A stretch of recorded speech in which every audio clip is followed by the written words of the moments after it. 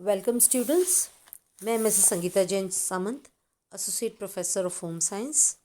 आज BA part 1 home science के बच्चों को पेपर 1 के सेक्शंस यानी यूनिट 3 में आगे विशिष्ट बालकों के बारे में बताने जा रही हूँ।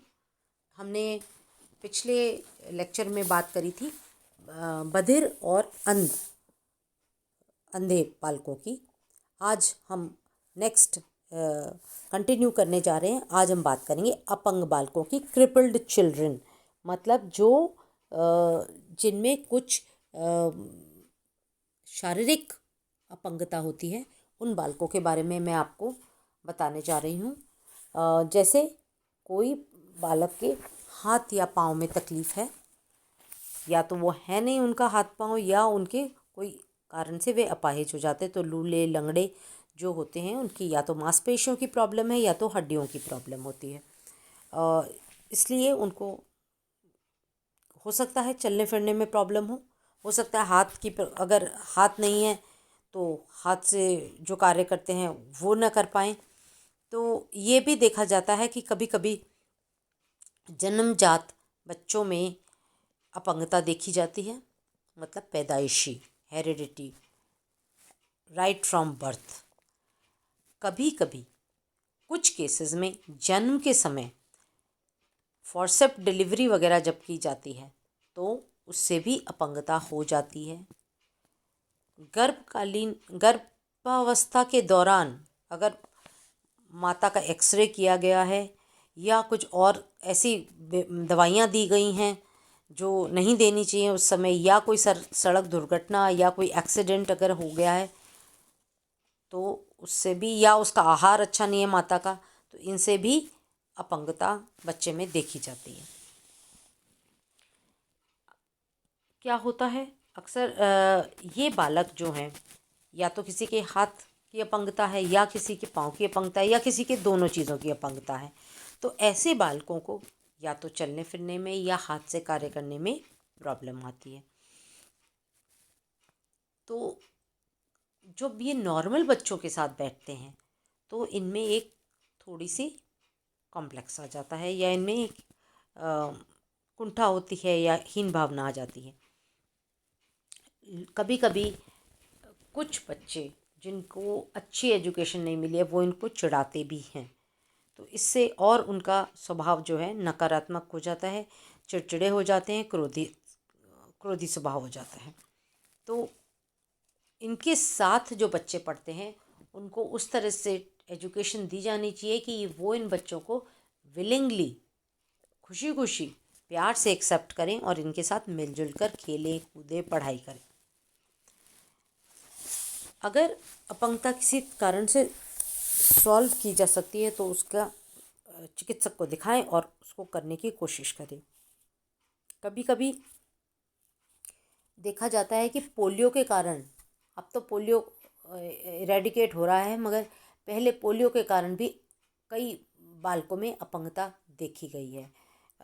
तो फिर उनको उसी तरह से जो है जीवन यापन करना पड़ता है। इस शारीरिक अपंगता की वजह से देखा जाता है कि बच्चों में जो सीखने की गति है वह भी कभी कभी कम हो जाती है। इन बालकों को सरकार जो है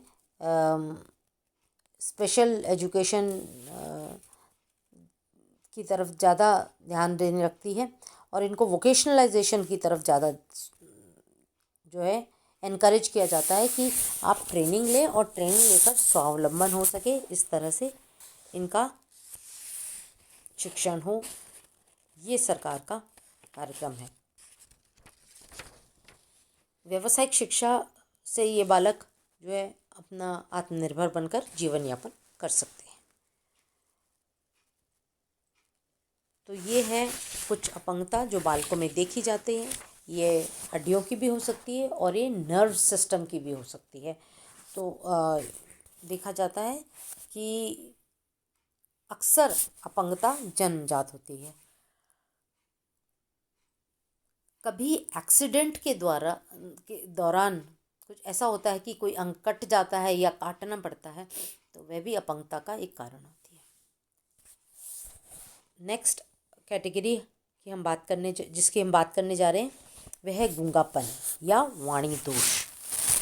अब जो बच्चे बोल नहीं सकते हैं या गूंगे होते हैं उनको डम चिल्ड्रन कहा जाता है, या जिन बच्चों में वाणी दोष होते हैं उनको बोला जाता है चिल्ड्रन विथ स्पीच डिफेक्ट्स, मतलब उनमें वाणी दोष है।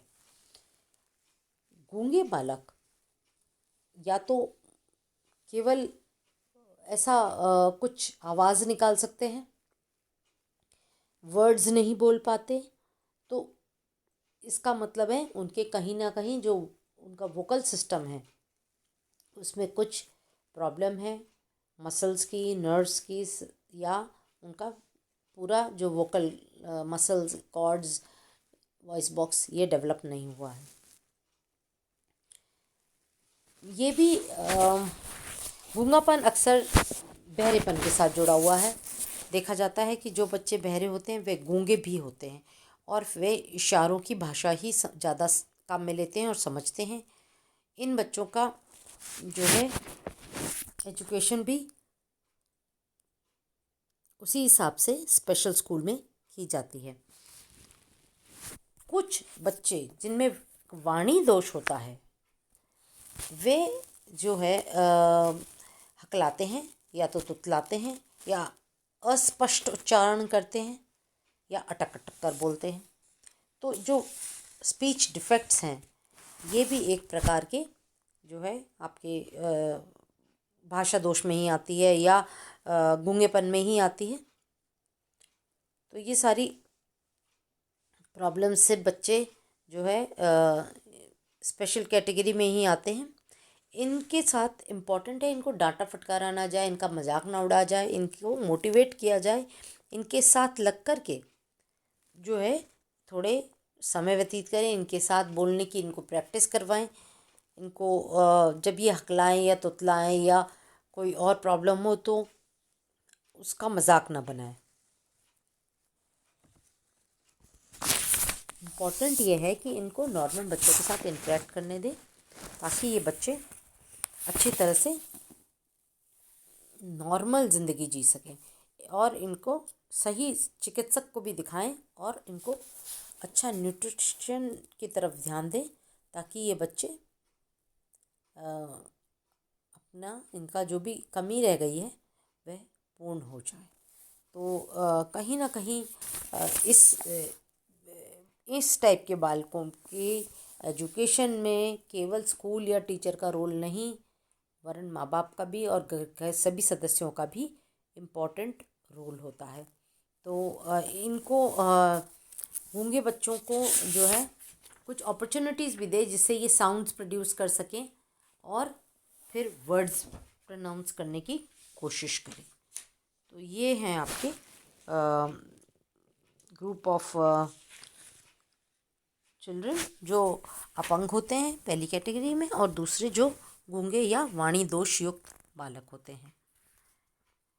इनके लिए गूंगे बालकों का स्कूल बधिर विद्यालय में ही इनको जो है साइन लैंग्वेज या लिप रीडिंग की प्रैक्टिस कराई जाती है। धन्यवाद।